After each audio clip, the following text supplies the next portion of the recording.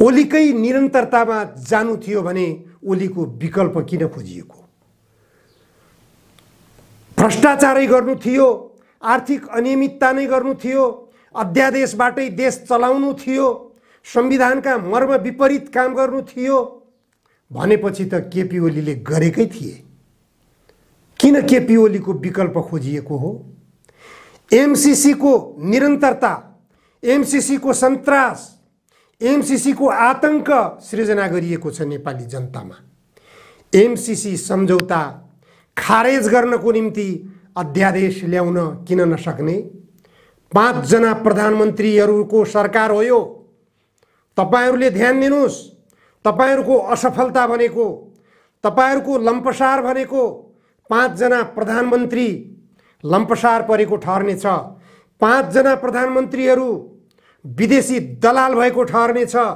त्यसकारण 5 जना प्रधानमन्त्रीको सरकारले एमसीसी सम्झौता खारेज गर्नको निम्ति अध्यादेश जारी गर्न किन नसक्ने?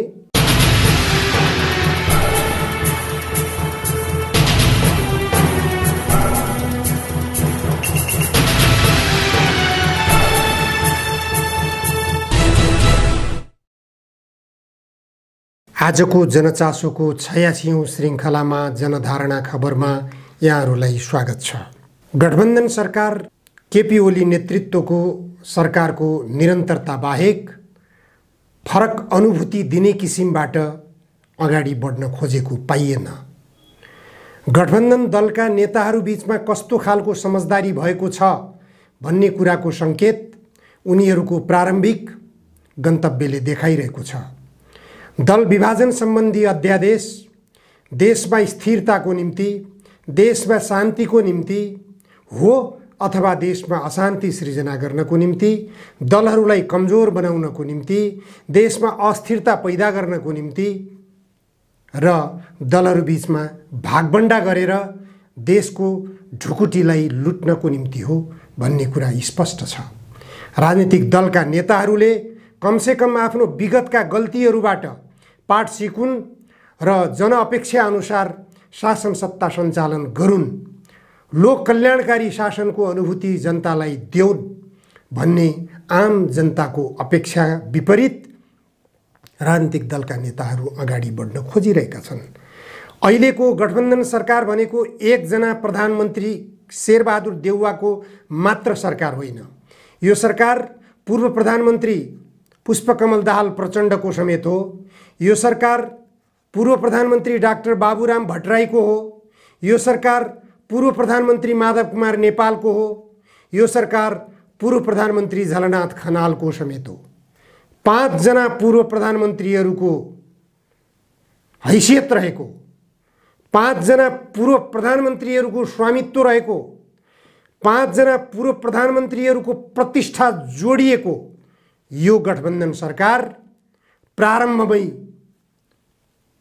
विगतको केपी ओली नेतृत्वको सरकारको निरन्तरता बनिरहेको छ। यसले भ्रष्टाचारको न्यूनीकरण गर्ने संकेत गरेको छैन। भ्रष्टाचारको न्यूनीकरण गर्नको निम्ति केपी ओली नेतृत्वको सरकारले गरेका भ्रष्टाचारजन्य गतिविधिहरूलाई छानबिनको दायरामा तान्नु पर्दथ्यो। यति प्रकरणमा केपी ओली नेतृत्वको सरकारले मनपरी गरेको छ। राष्ट्रको सम्पत्ति एउटा व्यापारिक प्रतिष्ठानको नाममा हस्तान्तरण गरिएको छ। 25औं-50औं वर्षसम्म ठेक्कामा दिएर राष्ट्रको ढुकुटी सिद्ध्याउने काम गरिएको छ। त्यसमा केपी ओलीको मात्र स्वार्थ थियो अथवा प्रचण्ड, बाबुराम, माधव कुमार नेपाल र झलनाथ खनाल समेतको स्वार्थ थियो। यदि यी 5 पूर्व प्रधानमन्त्रीहरूको स्वार्थ थिएन, वर्तमान प्रधानमन्त्री शेरबहादुर देउवाको त्यसमा स्वार्थ छैन, यति प्रकरणमा यदि उनीहरू जोडिएका छैनन् भने यति प्रकरणको छानबिन गर्न किन नसक्ने? यति प्रकरणमा यतिसँग भएको सरकारको सम्झौता छँदाछँदै 6 वर्षको अवधि बाँकी छँदाछँदै त्यस सम्झौतालाई लम्ब्याएर अगाडि बढाइयो।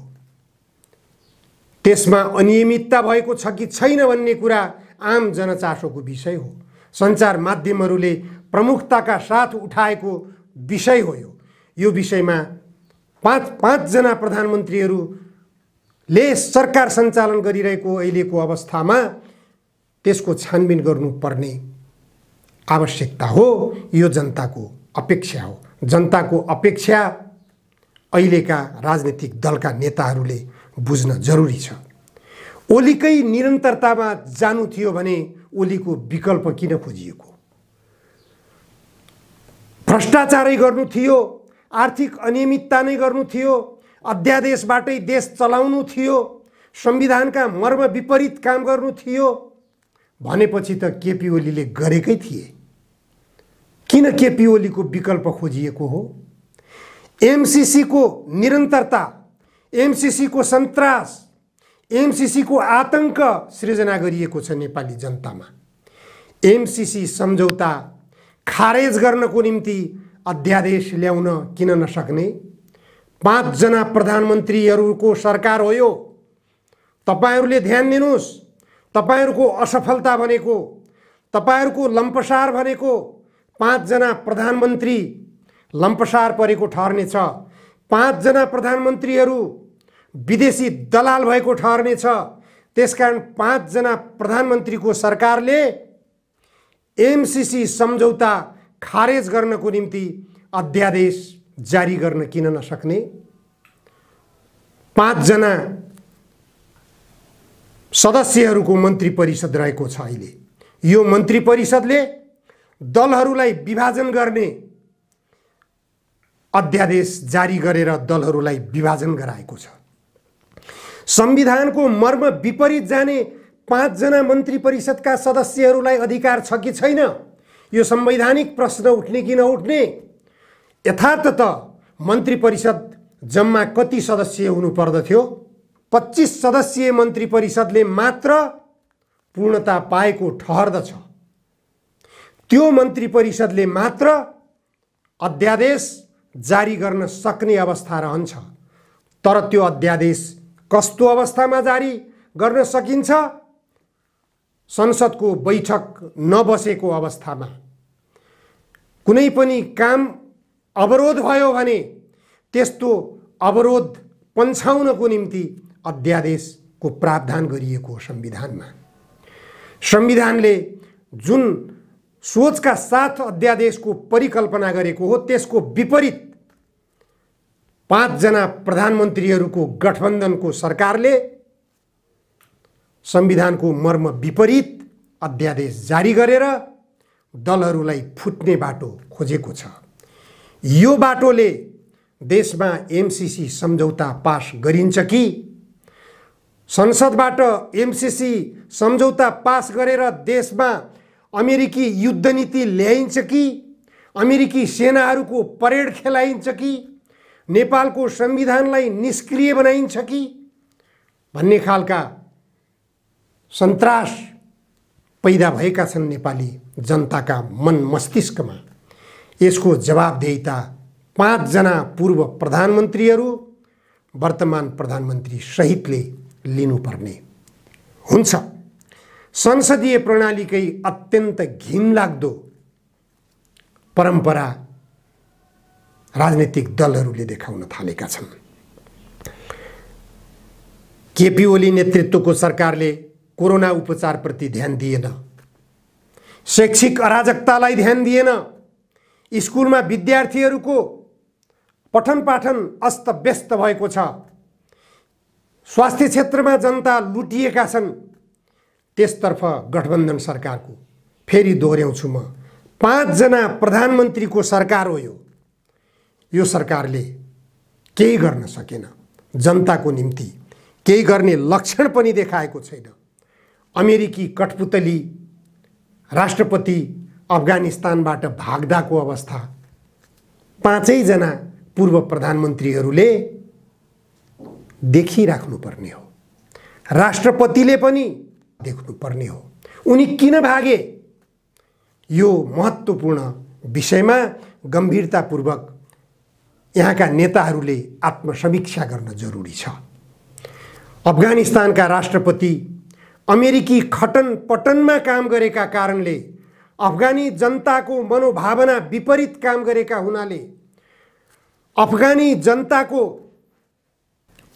सबै अनुरोधलाई लत्याउँदै विदेशी दलाल शासकको रूपमा रूपान्तरित भएर अगाडि बढ्न खोजेका कारणले उनी भाग्नु परेको एउटा पाटो छ। अर्को पाटो राष्ट्रपति घानीको संरक्षणका निम्ति 3 लाख अफगानी सेना थिए। 3 लाख अफगानी सेनाले 60-70 हजारको संख्यामा रहेका तालिबानीहरूसँग कसरी पराजय भोगे। यो दृष्टान्त नेपालका अमेरिकी कठपुतली बन्न तत्पर रहेका लम्पसार रहेका राजनीतिक दलका नेताहरूले बुझ्न जरुरी छ। 3 लाख सेना नेपालमा छैनन्। नेपालमा 1 लाख मात्र सेना छन्। यो 1 लाख सेनालाई अमेरिकाबाट जतिसुकै सैनिक आएर यहाँ तालिम दिए पनि यो नेपालको सेनालाई यहाँका राजनीतिक दलका नेताहरूले दुरुपयोग गरेर नेपाली जनताका विरुद्ध, नेपाल राष्ट्रका विरुद्ध प्रयोग गरे पनि नेपाली जनता पराजित हुने अवस्थामा छैनन्। नेपाली जनतासँग युद्ध लडेको अनुभव छ। नेपाली जनताले टिस्टादेखि काङ्गडासम्म विजय हासिल गरेका थिए। त्यो इतिहास फेरि पनि दोहोर्याउन सक्छन्। पानी मात्र पिएर युद्ध गरेका नेपाली जनताको बहादुरीलाई खेलवाड नसम्झे हुन्छ। लगभग नेपालको सबै भूगोल कब्जा गरिसकेको अवस्था थियो। जनयुद्धको नेतृत्व गरेका गद्दार नेताहरूले आत्मसमर्पण नगरेका भए त्यो जनयुद्धले विजय हासिल अवश्य पनि गर्दथ्यो। 17,000 नेपाली जनताको रगत बगाउन बाध्य बनाएका शेरबहादुर देउवा र प्रचण्ड गठबन्धन सरकारको नाइके बनेका छन्। यी नाइकेहरूले, यी दुवैजना नाइकेहरूले नेपाली जनताको रगत बगाउन फेरि बाध्यता सृजना गर्दैछन्। एमसीसी नामको सम्झौता, अमेरिकी युद्ध नीति नेपालमा त्यसैको निम्ति ल्याउन खोजिएको छ। नेपाली जनताको 17,000 जनताको रगत बगाएर अझै यिनीहरूलाई पुगेको छैन। अझै कति नेपाली जनताले बलिदानी दिनुपर्ने हो। यिनीहरूले त्यसैतर्फ नेपाली जनतालाई बाध्यतापूर्वक डोर्याउन खोजिरहेका छन्। एमसीसी नामको सम्झौता खारेज गर्नको निम्ति अध्यादेश जारी गरिनु पर्दछ। अध्यादेश जारी गरेर त्यो सम्झौतालाई खारेज गरेर नेपाली जनतामा आतंक बन्द गरेर नेपाललाई समृद्ध नेपाल बनाउनको निम्ति संविधानले प्रस्तावनामा मार्गनिर्देश गरेको समाजवादको बाटो अवलम्बन गर्न जरुरी छ। 5 जना पूर्व प्रधानमन्त्रीहरूले यो प्रतिबद्धता जनाउन सक्छन्। होइन भने नेपाली जनतामा भ्रम सृजना गर्ने, विदेशीहरूको दलाल शासक बन्ने, नेपाली जनतामाथि दमन गर्ने, नेपाली जनताको रगत बगाउन बाध्य गराउने, यो नेपाली धरतीलाई, यो शान्ति भूमिलाई, यो बुद्धको जन्मस्थललाई रक्तपातमा परिणत गराउने, युद्धभूमिमा परिणत गराउने नेपाली जनताले राजनीतिक दलका नेताहरूलाई अफगानिस्तानका पूर्व राष्ट्रपति अशरफ घानीको अवस्थामा पुर्याउन सक्नेछन्। यो दुरावस्था नेपाली जनताले, नेपालका नेताहरूको देख्न नपरोस्। समयमै नेताहरू सचेत बन्न सकेनन् भने अफगानिस्तानी राष्ट्रपतिको नियति भोग्न बाध्य हुनुपर्नेछ।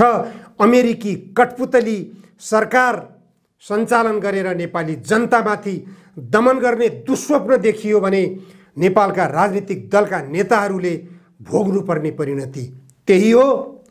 आजलाई यति मात्र। धन्यवाद।